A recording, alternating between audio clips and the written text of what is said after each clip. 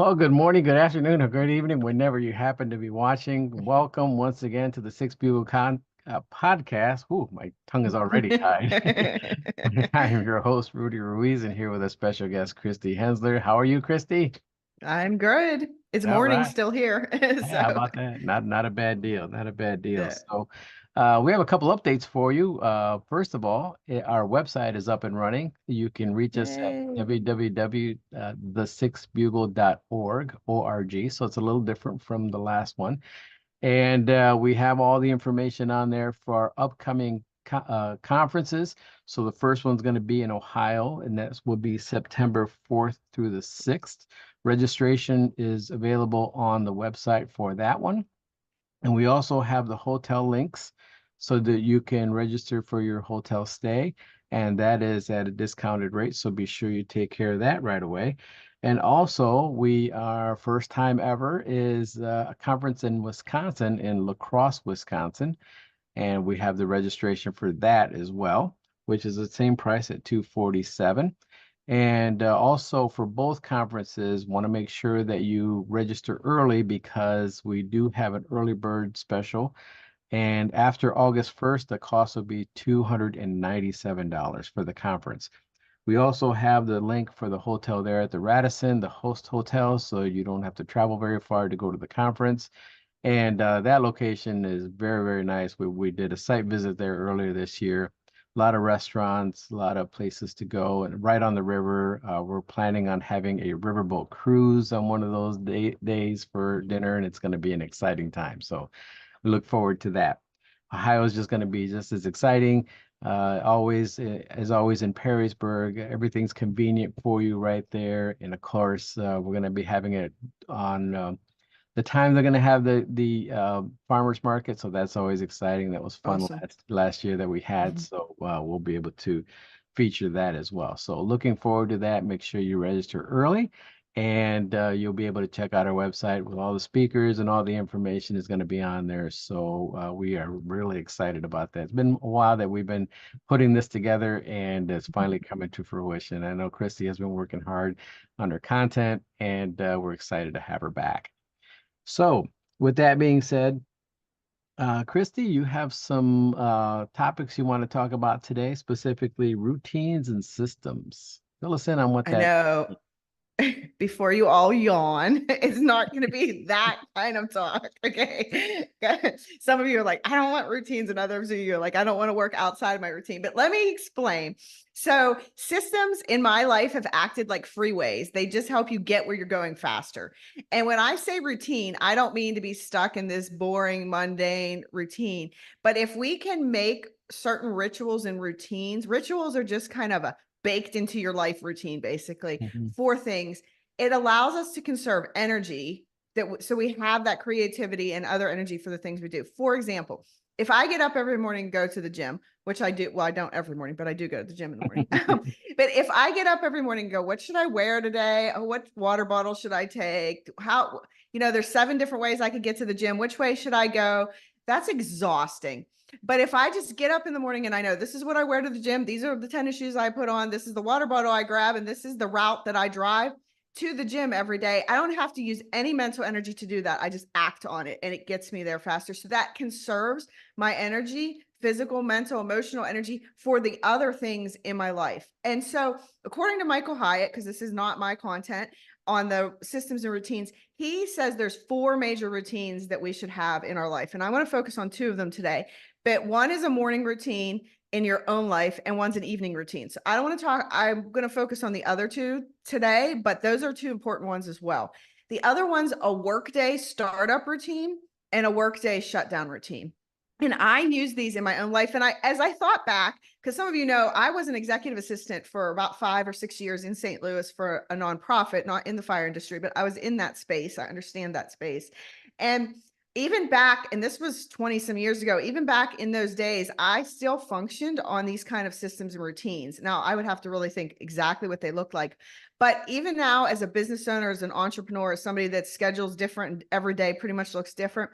When I start my workday up and shut my workday down, I have certain routines that I follow, and it allows me to close out the day well or start the day well.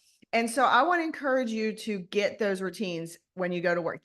But I'm not going to tell you what those routines should be. You have to figure that out. Mhm. And so start with one of them, pick whether it's the workday startup or the shutdown, whatever is easier for you, and decide these are the, 5 things, 8 things, 10 things that I need to do when I shut my day down for the day. And maybe, for me, it's going to look different for you because of, our different job roles. But for me, I do things like I clear out my inbox. I make sure all my appointments for the next day are confirmed. I make sure that, I know what my top 2 or 3 priorities are for the next day. For me, one of mine is I debrief my day with Matt on a walk, and I don't try to go back on my email in the evening. Like, I break away from work, but I know that there's certain things I do before I shut my computer down. And these routines can take anywhere from 10 minutes to 30 minutes. It's probably a good gauge on time. But they will help you. Same with your startup routine, because you guys are fighting so many fires, no pun intended. But you have so many different things thrown at you. And it could be easy to just, you feel like you're literally have pinball syndrome where you just are trying to keep all the balls going. And if you can start your day well and know that this is how I start my day and end your day well, it will make your job and your workday a lot better. So I would encourage you to start there before you then, just because I wanted to talk about this on a professional level more than a personal level, and then we can talk about the morning and evening ones for personal life on another podcast maybe or something. But Yeah. any thoughts on that, Rudy? Do you do anything like that? Yeah, absolutely. In fact, when you mentioned it, I immediately thought of James Clear. He's got a book out called Atomic Habits. Yes. How you can how you can change your habit. It's just another word, right? Mhm. Routines, rituals. Tony Robbins calls it rituals because now you have to do it. You have to put Yes. yourself in that mindset. And when James Clear talks about atomic habits, he says that you could either have good habits or bad habits, right? And you can change your bad habits, or you can improve on your good habits, just things that you do on a regular basis, even if it is just very, very minute things, Mhm. so that you can start doing those on a regular basis. Your exercise routine, for example, that's a great example. When he mentioned it, he talked about just go to the gym. Don't even go in. Just drive to the gym in the morning and then drive back. That way you feel like, okay, I accomplished something. And when you start doing that, then it becomes more of a habit. Then it's okay to walk in for 5 minutes. It's okay to walk in later for a half an hour. It's okay to walk in. Then all of a sudden it becomes a routine or even a ritual. Like Mhm. when I wake up, I have to go to the gym, right? I have to Yes. go to and that could you could use that for anything. Your diet, the way you eat, the way you um, take care of your family, any number of things. So those are all very, very key points. And it is something that you can manage and manage well. It will take time, Mhm. obviously, but just anything good does take time, right? So Yes, yeah, for it's sure. all very, very good points. So I would encourage you to do that. I would decide, just don't let it be overwhelming. Pick, do I want to really, and then do it for a week, write down, hey, this is what my workday startup, and maybe I'll put in the comments of this podcast, I'll put a couple examples, but Yeah. this is what I want it to look like, and then do it and then realize, oh, I forgot this one thing I need to add to this, or this doesn't really need done, and just really get it dialed in to where you're like, this is my workday. It doesn't have to look like anybody else's. This is my workday startup routine. This is my workday shut up. And then once you do that for a couple of weeks, it'll be dialed in and it'll just kind of be like brushing your teeth. It'll just be part Yeah. of what you're Right. And then when it becomes a ritual, nothing will stand in your way, right? right. Nothing will violate that contract you have for yourself. And you'll make it very a point that has to be what we have to do because that's what we agreed to ourselves. We promised ourselves, if you will, that this is what we're going to do for ourselves, for a better health, for a better mental health, and for our family, and even for our company that we work with. Yeah. And one side thing too is I know some of you could be thinking, well, I get into the office and I'm immediately interrupted, which probably might be the case. Yeah. And I feel like the proactive stance on this is to clearly communicate this with the people in your life, or in your office, and say, hey, I'm going to start a workday startup routine. It's going to take me 10 minutes. So when I come into the office, I'm going to do that for those 10 minutes. A lot of the things that people are interrupting you for are not emergencies. They are Right. their emergency, but they're not emergencies. And if you can set that boundary, and not even the boundary, but just clearly communicating the expectation to somebody that you're doing this, that will solve a lot of problems. Yes. But they don't know, because that's just, they're operating how they've always operated. So Right. I would encourage you to, if you decide to put this into your workday, to communicate that with the people that you work with, and maybe encourage them to do it as well. But that way, that will avoid a lot of what I can see coming down the pike. Yes, you're exactly right. And to be honest with you, they'll respect you for that. They'll respect Yes. you more. It won't be something like, she's too good for us. It won't be anything like that at all. Right. They'll respect you for that. I remember when I was working, I used to have my door was always open. And I'd say my door is open except when it's closed. And that meant that, don't even try to bother me because I'm busy on a Zoom call or on a phone call, or just trying to get my day together in order to be better prepared for it. And they respected that. And even if it was a dire emergency, I remember one time he didn't bother to call me or come into my office, even though it was a dire emergency. That's okay. I'm glad. And I didn't say, well, just knock on the door anyway. No, Right. I respected that. He respected that rule. And I said, okay, well, we'll take care of it right now. And it worked out very well. So Yes. absolutely.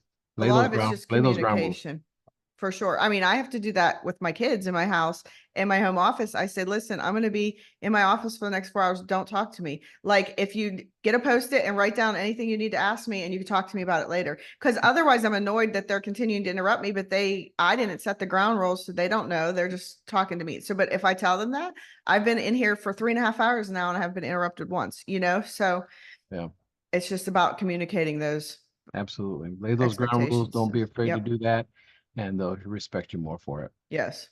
All right. So awesome. That's all I have. Short and All sweet, right. but do it. The magic is in the action. So yes, There you go. There always. you go.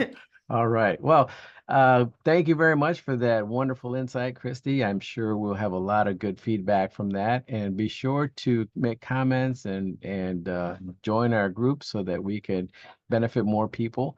And we'll definitely keep you posted on our conferences that are coming up. And we'll just keep creating these podcasts if you want to keep listening, and provide you with some additional help and guidelines and helpful tips. And if there's anything you want to talk about, if there's something that you want to bring up, feel free to let us know. Or if you want to be Yes, a guest on this podcast, we'd be happy to have you absolutely. and talk about some of the things that you're dealing with, or some of the wins that you've experienced, or even some of the losses, because we learn from those too, right? Mhm. And we certainly want to learn from that and share what your experiences are. So thank you very much for joining us on this week's podcast. And thank you again, Christy, for all your wonderful insight. We'll see you again soon. See you. Take care.